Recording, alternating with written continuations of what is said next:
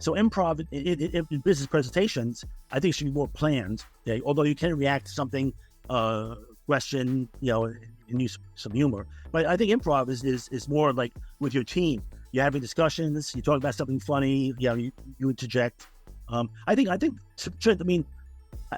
everybody enjoys making somebody laugh, right? Yeah.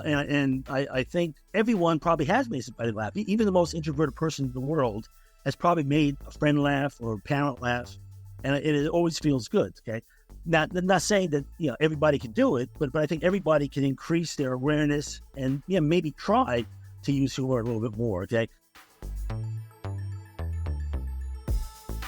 This episode is brought to you by Green Skies Analytics, an audit analytics service provider that works with internal audit departments that have data analysts and are still frustrated with trying to make analytics actually work, aren't getting the expected ROI, who can't break through the communication barrier between the analysts and the audit team, and those that need experienced direction for an audit analytics strategy and process. Those that feel like they've wasted time and money on trainings, aren't getting the value they want, not prioritizing the highest risk areas for the organizations, or have projects that seemingly never get completed. Do you deal with any of that? If you do, go to the show notes of this episode and click the Green Skies Analytics link, or go to greenskiesanalytics.com to schedule a call and understand how Green Skies Analytics makes analytics actually work for internal audit. This episode is brought to you by Supervisor. Supervisor is a ready-to-use audit analytics platform that integrates with your ERP and any other systems you have to provide actual continuous monitoring for risk across all your transactions. They have more than 350 out-of-the-box checks and analytics to enable your team to perform full population testing, detect multiple types of anomalies, and identify potential fraudulent activity. That's going to give you an unparalleled level of assurance in your financial processes. Built by internal audit and accounting experts, so your team can get value from the first day of usage.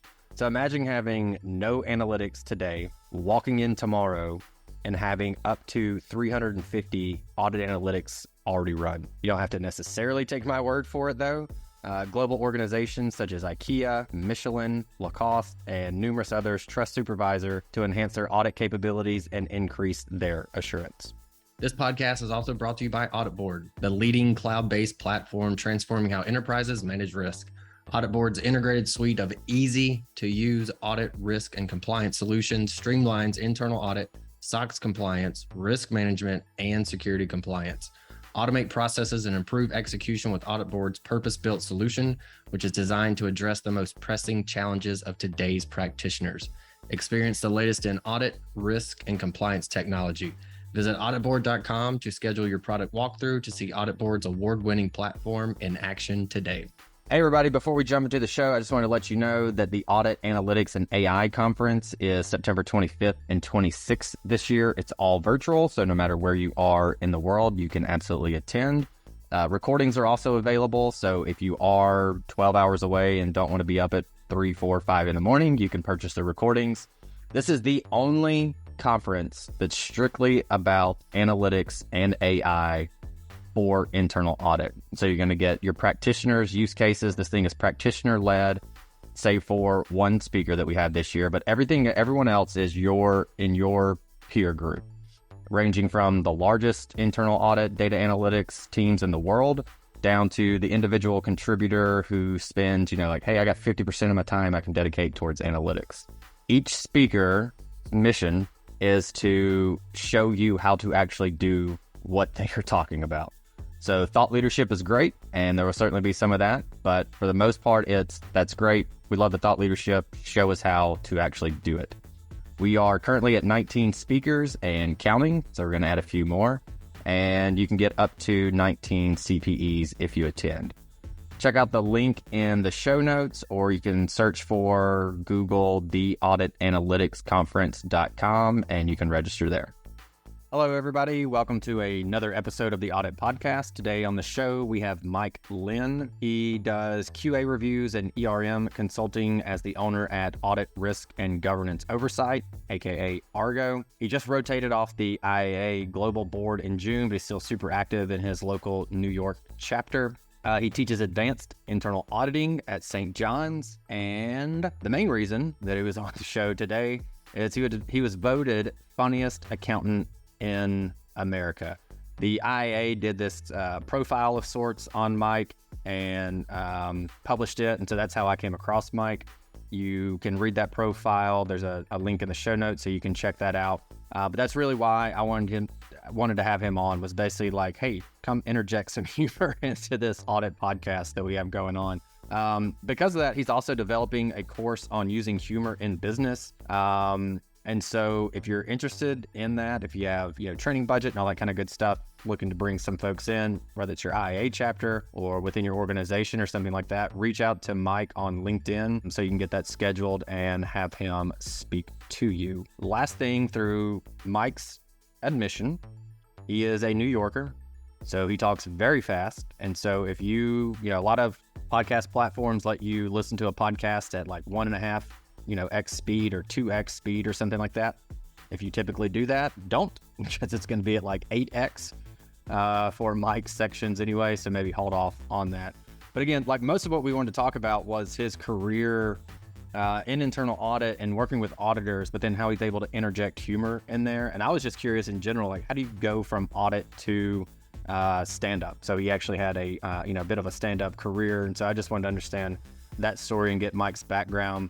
And then a lot of it came through his, kind of the genesis of it was through this improv class that he took. And there's a lot of value in being able to improv, especially if you're in front of a board or something to that effect. So we wanted to get that also. And then Mike has this fantastic story about how he made an executive committee laugh. And so he tells that story, the joke, the tagline, it's great. But then more so importantly is the outcome of that and what interjecting a little bit of humor, even if it's not knee slapping, crying from laughing so hard type of humor, which I kind of thought, a couple of Mike's jokes were, but nonetheless, the power of humor, especially in stuffy situations. That's where I think we probably tend to enjoy it the most. The more uptight the situation, the more I look to interject humor just to relax everybody a little bit. And so Mike, being the expert, definitely share some tips on that. So if you are in need of a laugh today, then this is the episode for you. Here we go. All right, I think there's probably a lot of folks that are going, why is there a former comedian, stand-up comedian on the Audit Podcast? And we will get into that a little bit more later. But tell us a story around your stand-up career, how you got started and all that kind of good stuff. Yeah, thanks, Trent. And again, the purpose of this is just to kind of go over some of that. But there was an article in LinkedIn on it from the IA magazine, again, just showing that auditors are not always just cookie cutter impressions. We have different interests, and so I'll mention my experience doing stand-up back in the late 80s and the early 90s. The article that was written in the IA magazine, it emanated from me reading an article on Helen Lee, who is a CAE out, I believe it's Singapore, and she had an article on doing the tango and winning competitions. I met her once, and she was so conservative that seeing her in those pictures, I said, that's interesting. And I just mentioned that I done some comedy to someone at the IA, and they asked me if I would do a similar article on that. So basically, I'll start from kind of the beginning. I've always enjoyed laughing, getting a laugh, whether it be in school or, with friends, was always really important to me. And also laughing. Okay. So if someone's funny, I enjoy it.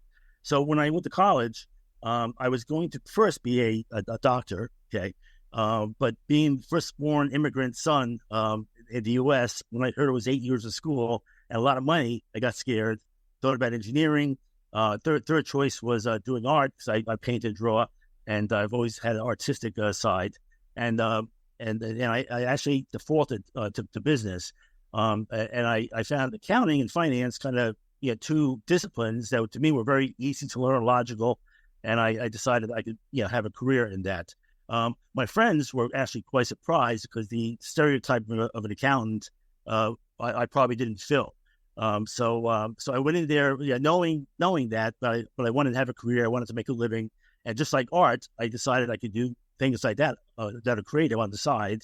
And I started, using humor as much as I could in business environment. My first job was at Arthur Young, which is Ernst & Young now. My first year or two had some great learning experiences, some great teams, a lot of friends. Learned a lot. But what was really important was that we would annually have a golf outing, and we do some entertainment on that. I would do a clarinet routine. We do some newscasts. A lot of funny stuff where we could talk about people in the firm. And we also had a lot of going away parties during the year.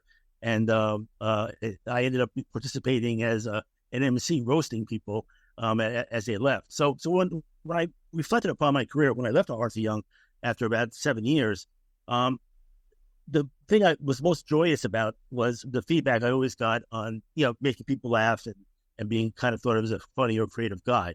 I made that part of my who I was. And I think people who worked for me, with me, and above me, they enjoyed that I would bring levity to situations.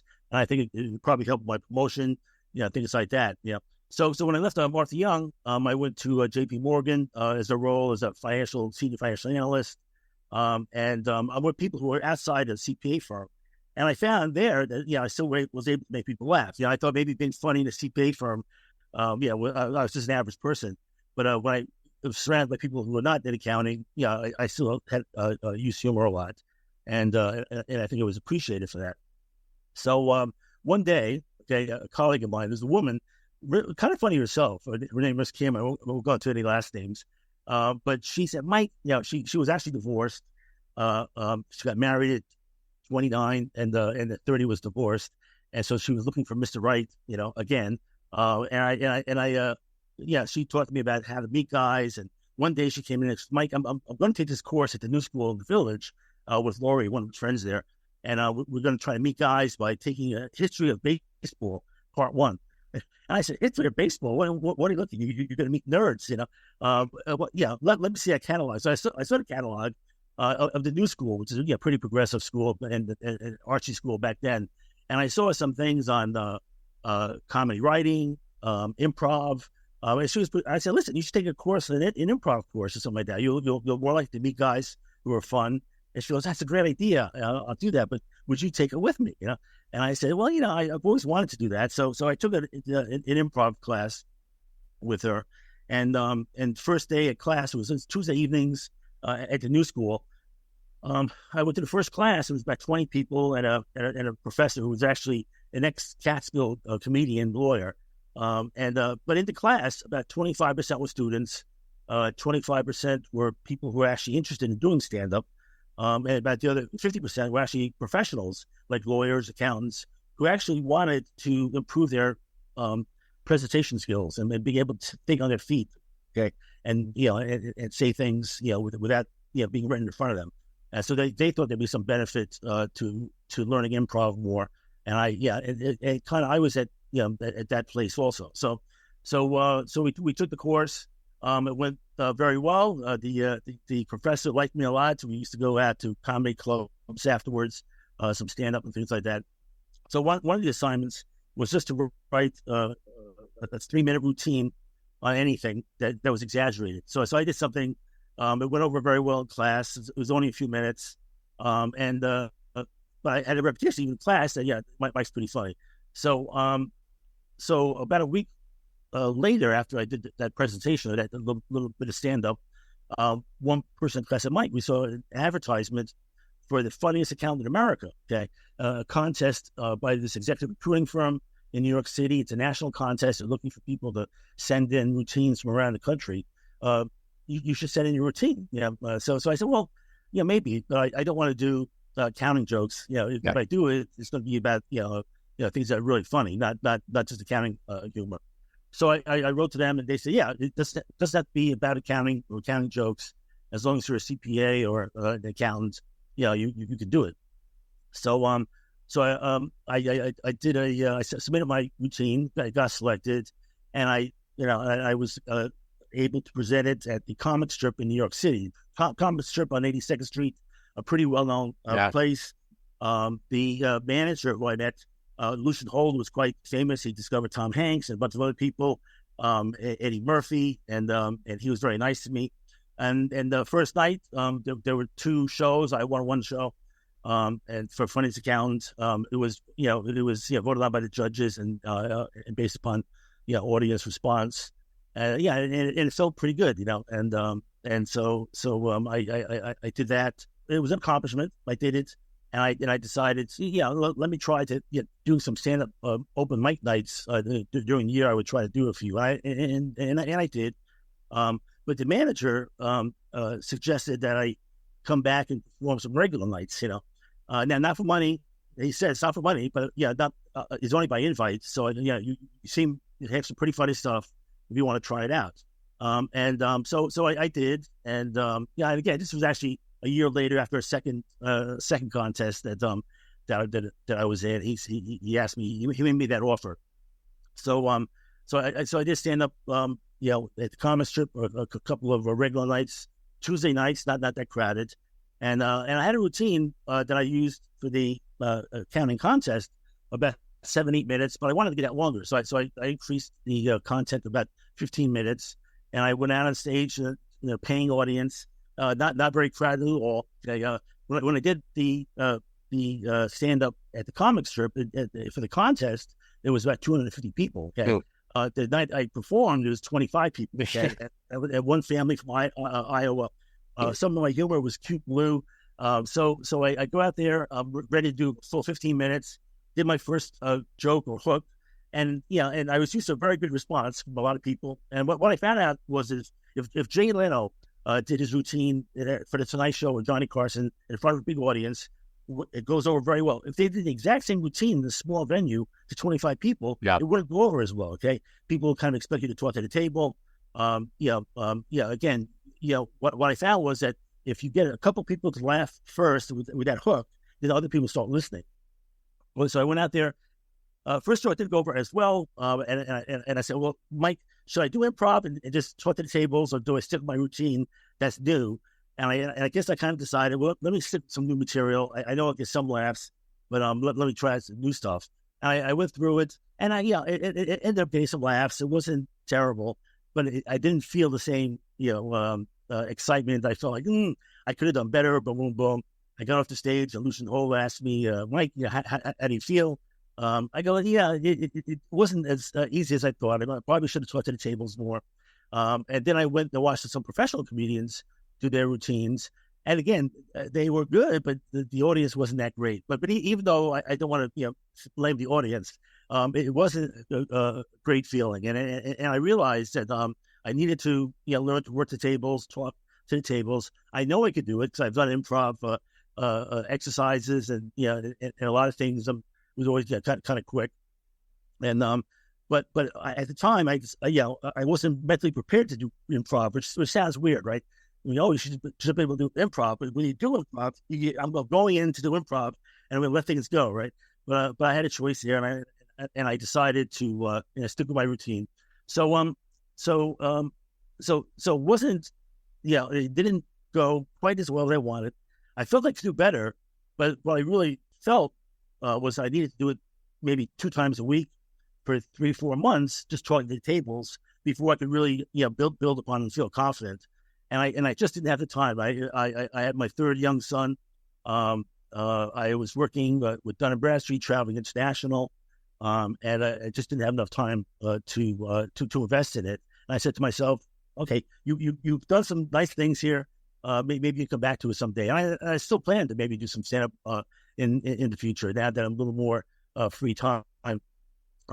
So one thing I did do to kind of help me get away from performing stand-up and deciding missing that a lot was I started to do some comedy writing, and I wrote a spec script for Cheers, and I got Paramount to read it. It was an interesting process. They liked it. And they asked me to stay in touch because my premise had Sam and getting together Raquel and but it's a 3-month lag between production and stuff. And so by the time they read it, they had already gone that way. And so they said nice elements, but the strategy of it's a little bit different now. But I felt like it was good feedback. But I also realized that it was a lot of work and a lot of time, and I still couldn't really give the time I needed. So So again, I just decided, well, I might just enjoy humor when you can with your friends, and especially at work. And so I've often used humor at work. One, to maybe build, team camaraderie. Two, to get some recognition. People think of you as a regular person. Three, to be more relatable. And I'll go into a few other things on that. But that was the quick nutshell story of some of my stand-up. But so I performed also a stand-up in New York. A number of times I did stand-up in New York City, and at the time it was quite different. You didn't find a lot of people doing that. But I think the burning question is, especially for the single folks, did the relationship advice you gave of go to an improv class to meet someone? I think Kim was the name. Did that Kim, work for Kim? Or well, it actually did it directly. Okay, but she was actually a very, very funny woman, and we just had a good time and going to class. And but yeah, I will probably talk about improv a little bit later. Maybe we can talk about that a little bit. But as I said, being able to think on your feet, talk with confidence, maybe observational humor, crack a joke, say something that's just unique or a different swing. Those skills are important to have. Yeah, and not everybody can be a stand-up comedy. Not everybody can use humor at work. But we all can get better at it, and maybe use a little bit more, be a little more appreciative of it. Because just laughing is good for you. So yeah, I agree. Trying to listen to it on Alexa. Often I'll say just play stand-up comedy, and she'll play stuff. By now I've heard most of it, or especially the XM stuff. I always check those out. Or if there's a new stand-up special on Netflix, I usually check that out. There's recently a one. I can't think of the guy's name, so this isn't a great story, but he was really good. So whoever the most recent one is, it's not Matt Rife. It was the one just before that, for those that are interested. But I think maybe some practical advice. I had read this, so the first time I ever did a IA training type thing, and it wasn't IA, but it was through ACUA, which is the Higher Education Internal Audit Group. Yeah, and that was the first in-person type session that I ever led. And so I was doing research on how to, deliver, those types of trainings and things like that. And one person said, like, hey, if you got a joke, try it on someone else first and get their opinion. Don't go in there and just tell it. And so I went, yeah, whatever. But the whole setup was basically, I forget exactly, but it was me and my business partner doing the session. And we had some kind of segue where it was like, hey, now you'll be like a hero riding in on the back of a unicorn to come save the day now that you know analytics or something. This is 18 years ago. Something along those lines. I was like, oh, it'd be super funny is if we put like our heads on like a knight's body, and then it was, they're riding a unicorn, and we'll show that. And so like I found somebody to do it for us on Photoshop, and I was like, this is going to kill. And it did not. It was terrible. I set it up, showed the slide. The timing was really well done, I think. And then it was just crickets in the whole thing. And it was just like, all right, let's just talk about ACL scripts for the rest of the so I went, okay, yeah, if you have a canned joke, make sure that you run it by somebody first and get their opinion. I really wish I would have asked my wife beforehand, because she definitely would have shut that down. But yeah, well, that's a good observation. And I would say, the first thing is, test out what you're thinking about if you have any uncertainty, but really know the audience, because knowing the audience is key. Okay, and actually by even trying to understand the audience may lead to you thinking about something that's humorous. The other thing is, I would say, I've been places where someone would start off a presentation with a joke. Okay, but actually that's more difficult to do, because jokes. I'm not a joke teller. I'll tell something that's a joke, more of a storyteller. Okay, so telling a story at the beginning that has humor in it. Okay, I that's more my style, and I think that's easier. And that's something I recommend to people, is to look at your life. Find some stories in your life that that you thought would make people laugh.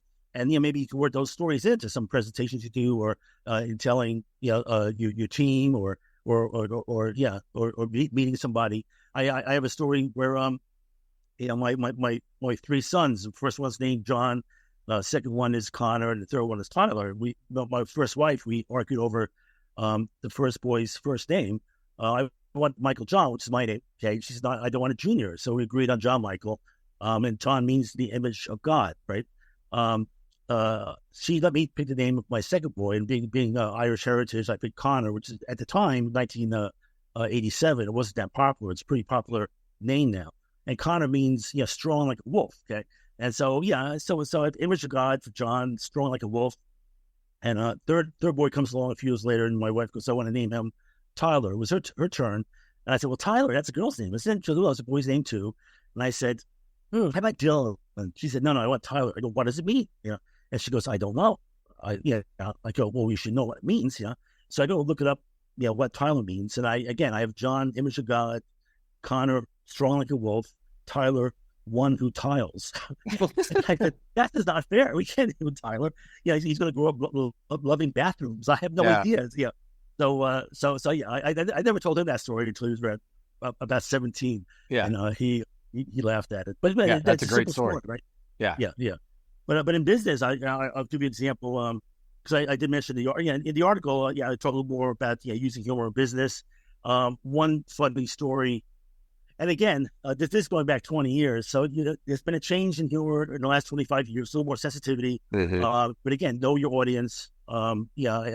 People still appreciate if you can tell something that's funny. Never punch down. So never joke somebody weaker than you or somebody below you. So that punching up works sometimes. A common enemy at the top that no one likes, or that helps. But one time, and the other thing is, if you've used humor in the past and it worked, don't forget you can sometimes reuse that in a different way in another presentation for somebody else. So I had this one thing I did in a fairly context that I don't want to explain. So I'll give you a context. Second time I basically used a joke, and I was doing an expat assignment in London back in 1999, and I had two assignments. I was working for a large global insurance company.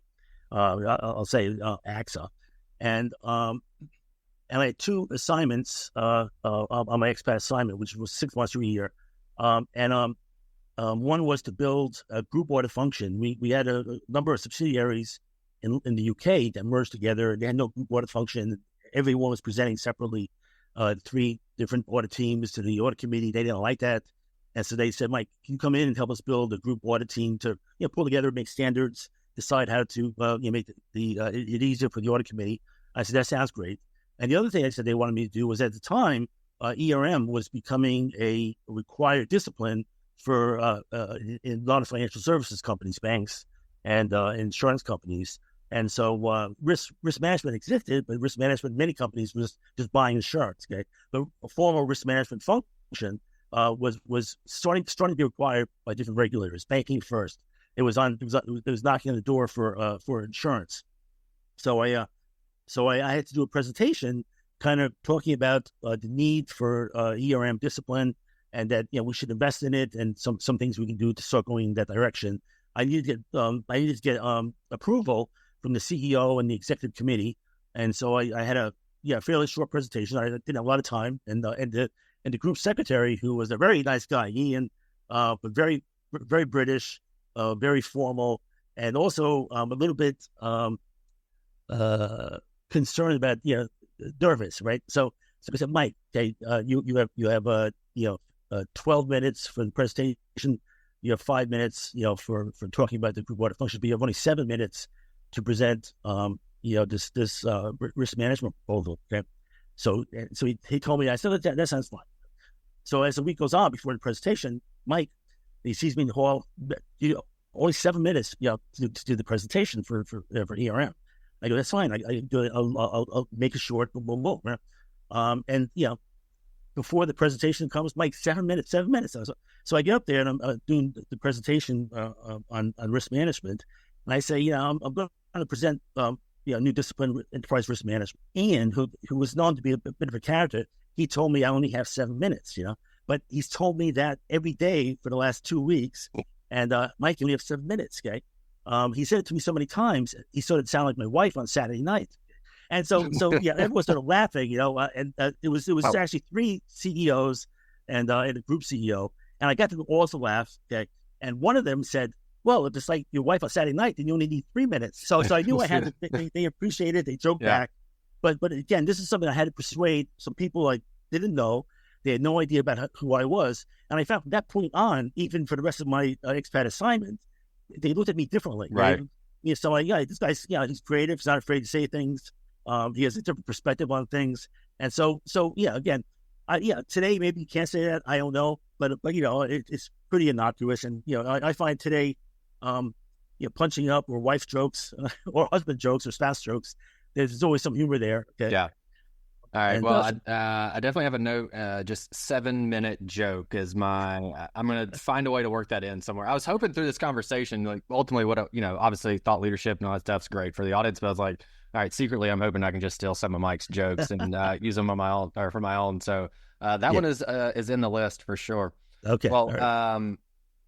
So usually a question we've been asking a lot of folks lately, and this is really just to get to know the guests themselves, maybe outside of the audit world or the professional world, although a lot of folks do speak to some level of what they're doing professionally. But I feel like we do know you pretty well as a person outside of the audit and the professor role that you have, the teaching role that you have. But I do like this question, so I'm going to ask you anyway.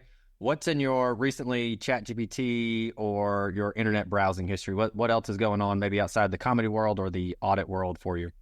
Well, I mean, just like my story, it's not going to be directly related to audit, although there's something that relates to audit. Probably is the last thing I'll talk about.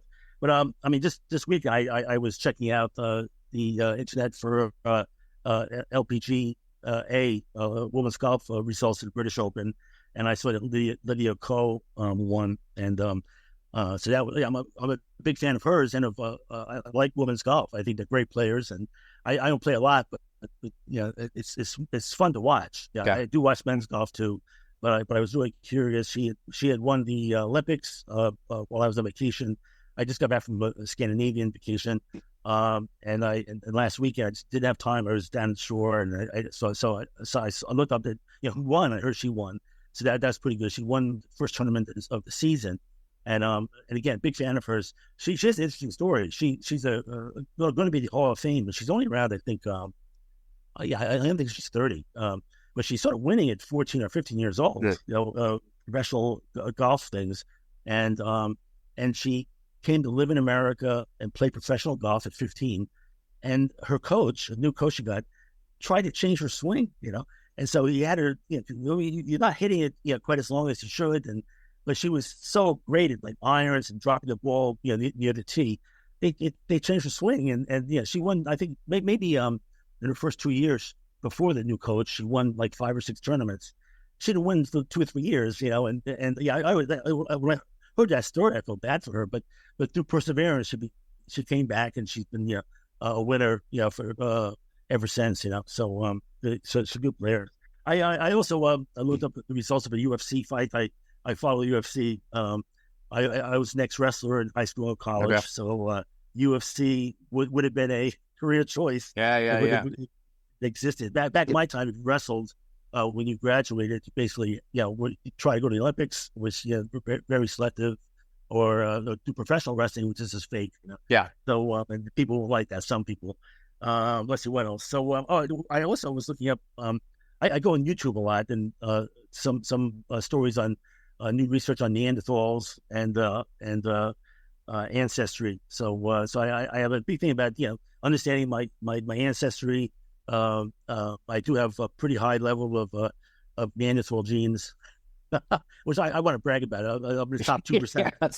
I think I would have stopped the research at that point and be like, I don't want to know any more about this. Well, actually, Neanderthals had bigger brain cavities than human brains in Homo sapiens, but they were quite strong. But they didn't adapt quite as well as the Homo sapiens. I think they were basically they did small kinships of families, whereas I think Homo sapiens made towns and tribes, and I think that in itself beat it. But they actually they didn't just go extinct. They kind of breeded into the Europeans and the Asian side mostly. Yeah, right? There's I just finished this book a couple of weeks or maybe 6-8 weeks ago, but I think it's called A Brief History of Time or something like that. Yeah. It's got like 40,000 reviews on Amazon, so it's a very popular book. I'm just terrible at remembering titles of books and especially authors, but talked about exactly what you were, talking about. And so at least the theory as of today, anyway. Yeah. Yes. For a while, they didn't have the DNA. They got it, and it was so degraded. They said, "Oh, it's a separate species. There's no commonality, different branch." And then they started retesting it and getting more samples. They said, "Well, yeah, actually, it's hard to see exactly what the difference is, but they probably inbreeded with Homo sapiens over time." And then just a fourth thing, I was looking up some AI stuff, and I was read a few articles on AI and humor, and one article was really interesting. AI has become pretty advanced in humor. You can ask it to tell a joke, and so again, some suggestions or tips if you're thinking about trying to come up with a joke or something that you could tailor. Ask a ChatGPT for a joke or something, and they some of the jokes are actually kind of funny. But I would probably take the joke and then kind of work it into a story, just saying a joke. Although that does work sometimes, but you got to be pretty confident it's a good joke. That was the first thing I did when we got an Alexa. The first thing I said, and it's not really, I guess it's kind of AI-ish, but I guess maybe dumb AI. But that first thing I asked her, I said, "Hey, Alexa, tell me a joke." And it did. No, that's pretty funny. You can stick around. That's good. Well, one article I read, I actually posted on LinkedIn, and it took a humor situation in The Simpsons, and it asked AI, some different tools, not just ChatGPT, why is this joke funny? And and they were able to explain, the incongruity, the surprise in the joke, or the reason why it was funny, pretty well. I was really surprised. Yeah, that's interesting. I'm gonna have to try that out, especially the other end where it might be, like if I'm watching a stand-up with my wife and I laugh hysterically and she doesn't, then I might go, "Hey, why is this joke not funny to her?" I hadn't really thought about that. Okay, I really like that. I wasn't expecting that. And that's actually using humor. Humor can be analyzed a lot, and it's good to analyze it. It gives you some different ideas. And one of the differences between humor and what makes you laugh is not the same thing. Okay, humor is kind of a subset of what makes you laugh. Tickling can make you laugh. You can laugh for some different reasons. But when something makes you laugh, that's verbal, or maybe a picture or something you see. Ask yourself, well, why am I laughing? And that helps you understand comedy a little bit. There's a number of theories on. Certainly there's an element of surprise sometimes. A lot of people laugh because you're going down a road and all of a sudden it ends this way. You go, "Oh, I didn't see that coming," or incongruity, exaggeration, imitation, things like that. There's a few different things you can do, but understanding humor and trying to be more sensitive to it or aware of it, appreciate it. I laugh every day, and I can't even imagine people who don't really laugh a lot, because my wife is really funny, and we laugh about. Even when we have arguments, we end up laughing about them, and we exaggerate them. But she actually uses using accents. Okay, if you can do imitations of someone's, that can be very humorous. And so well, good for you guys. My wife definitely does not laugh at what I say every single day. Well, my wife would kill me because I said I made an observational comment to somebody at a street fair, and the woman was a young woman walking a dog. I said something funny, and she goes, "Oh, that's pretty funny. That's a good dad joke." So I'm like, "Oh, my dad." She said, "Now she labeled everything I say as a dad joke. It drives me crazy. Right? That's not a dad joke. That's just funny." Yeah. She for I think it was the first Father's Day, my wife bought me a book, and it was like every dad's joke ever or something like that. She's like, I need to get prepared for it. So here you go. All right, Mike, you've given. I think there's been some doses for sure of practical ways to introduce humor, be better at it. Certainly, even if it's not the hey laugh out loud, belly hurting, side hurting, splitting type of joke, but definitely humor and things like that. But if I just asked you, pretty straightforward, like how can we auditors or anyone else that's listening be better at improv in general? What's summarize the improv class for us, maybe is another way to say this in, a minute and a half or 2 minutes. Yeah. Well, I mean, improv is different than stand-up in that, it's more you react to situations being put in. It could be in a scripted scene. It could be very convoluted. But how do you react to something that's new to you? And also improv. I would say I wouldn't call it improv like when you're just able to say something funny that you hear in a conversation. It's a form of improv because you just but you're not telling a joke, right? You're just saying something spontaneous based upon what's happening in front of you. Okay, but that the improv technique where you if you watch that TV show I'm forgetting Whose the name line of is it anyway? My wife and I watch that all the time and we just laugh. A couple of guys are just so funny and but you can do skits like that, and so when I took the improv class, they put us in situations where we had to react. But I think it's really just being quick. You mentioned you have some favorite comics.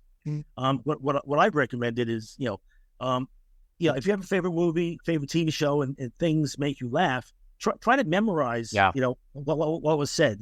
My first I guess comedian that I worshipped was in college. There was Steve Martin, okay, and I could do his whole routine from an album, okay, or Johnny Carson or Rodney Dangerfield. In fact, when I first started doing a stand-up and I was recorded, I listened to myself, and I was like, man, I sound like Woody Allen with Rodney Dangerfield. You got a jokes. Rodney Dangerfield feel too. Yeah, for sure. Yeah, but I sound like I was surprised how New Yorkish my voice was, but that was kind of funny. So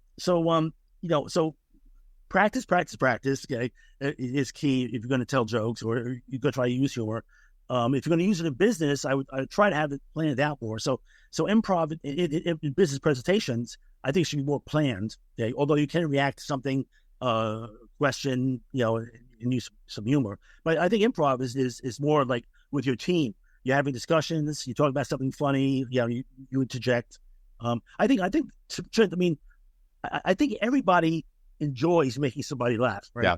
And I think everyone probably has made somebody laugh. Even the most introverted person in the world has probably made a friend laugh or a parent laugh, and it always feels good. Okay, not saying that everybody can do it, but I think everybody can increase their awareness and maybe try to use humor a little bit more. Okay, even a very introverted person, they're actually quite good at observational humor because an introverted person tends to listen and observe. And observational humor, you can. I've known some people who are fairly introverted, but when you talk to them, they actually have a good sense of humor. You can tell by some of the things they would say, sometimes sarcastically, whatever, but observationally, and also how they reacted to your humor. Okay, yeah. So I wouldn't say if you're not an extrovert, you can't use humor. You can, but you're probably more likely to use it if you're a little more on the extrovert side. Yeah. So I say practice. You can do some exercises. Memorize, like I said, some jokes or some scenes. There was one I was memorizing the other day. The scene was angry that day, my friend, like an old man returning soup at a deli. Okay, and so that was from a now I could do it better than that. Okay, but it was from a line in Seinfeld where George was a whale doctor. And So again, just memorize some things and say them out loud, and that gives you some confidence. And sometimes you get things come out like reflex. I have Steve Martin jokes, other jokes that I think are really I just pull out of just like that and claim them as mine. Nice. And you mentioned comedians too. Like I find there's a couple of comedians I really love these days.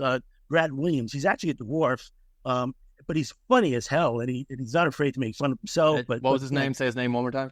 Brad Williams. Okay. There's another Canadian guy, Ian Brigg, who is the best.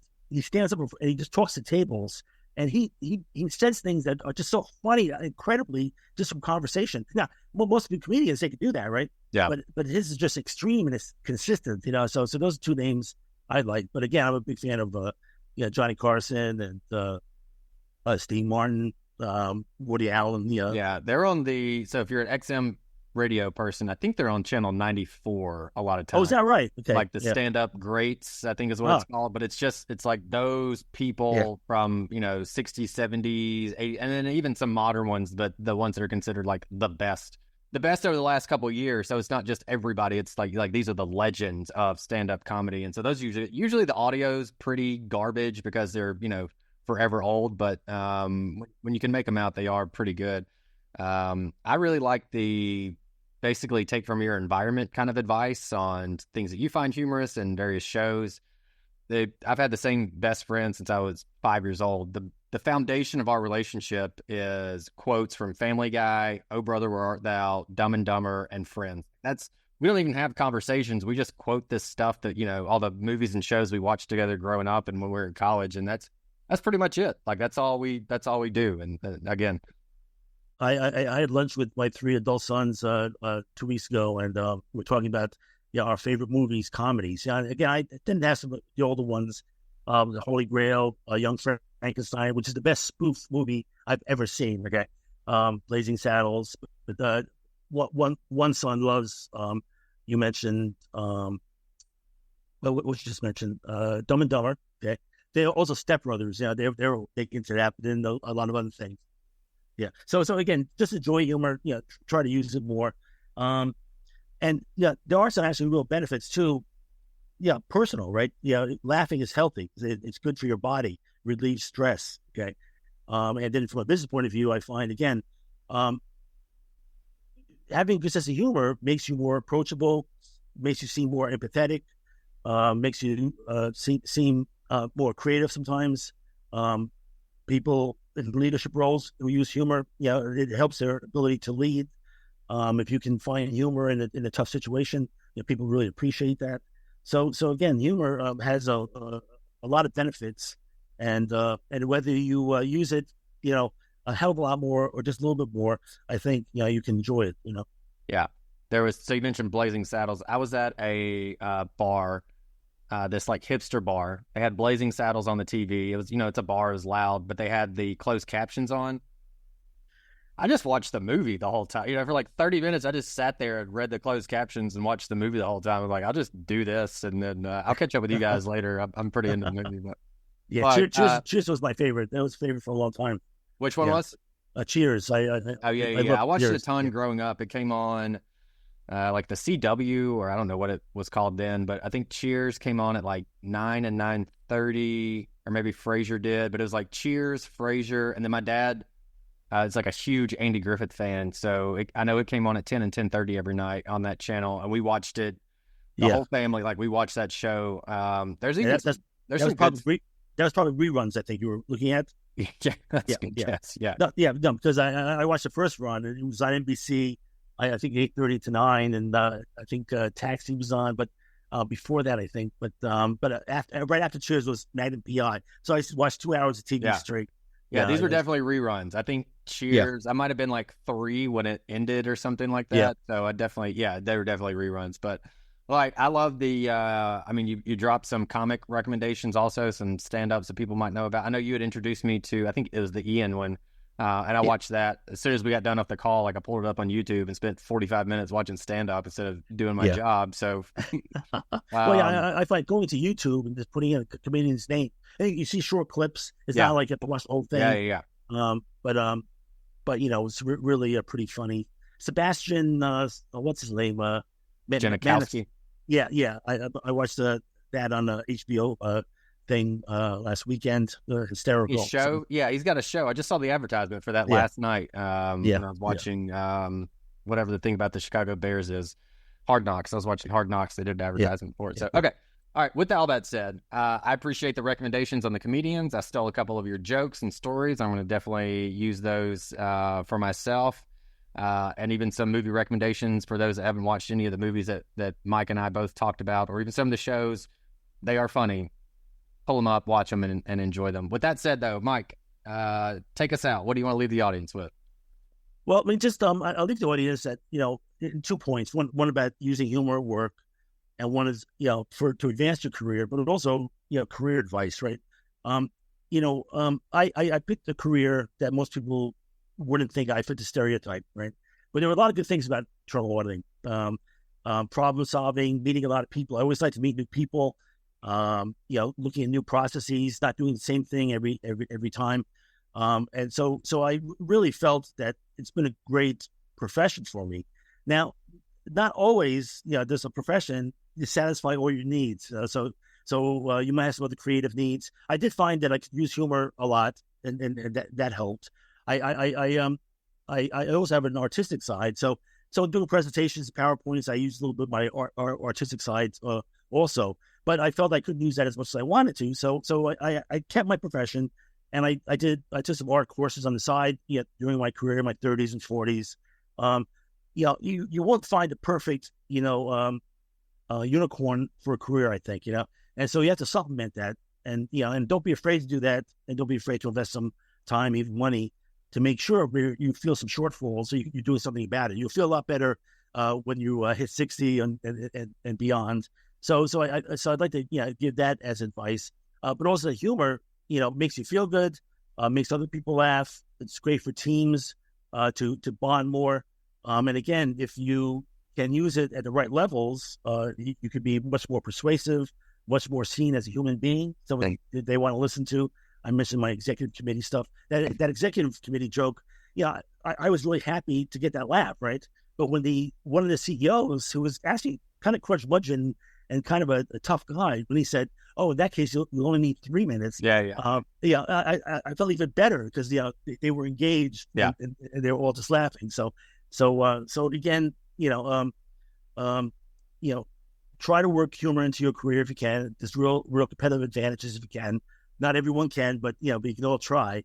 And if you can't do more on your side, appreciate it more. We're on teams or we working with different people. If they say something funny, it's a great chance to laugh and bond. So, like you said, I have friends from kindergarten that I still see, and what really bonds me long term with people is humor. Okay? One of my good friends, he drives trucks. He dropped out of college, but when we get together, our humor is what bonds us. Our life experiences are very different, And but my best friends, probably a combination of humor and trust. That really leads to long-term friendships. Hey everyone, thank you very much for listening to this episode of the Audit Podcast. Whatever platform you're listening on right now, I'm sure there's a subscribe button somewhere, so please hit the subscribe button there. If you're listening through iTunes or Spotify, feel free to go give us that 5-star rating. It only took me about 16 seconds to give myself a 5-star review, and it really helps to get future guests to come on the show, so we'd really appreciate that. Lastly, be sure to check out the show notes and follow us on all our social media channels, on Instagram, on LinkedIn, and on TikTok. Also, if interested, please sign up for our weekly newsletter from the Audit Podcast. Thank you all. Have a great one.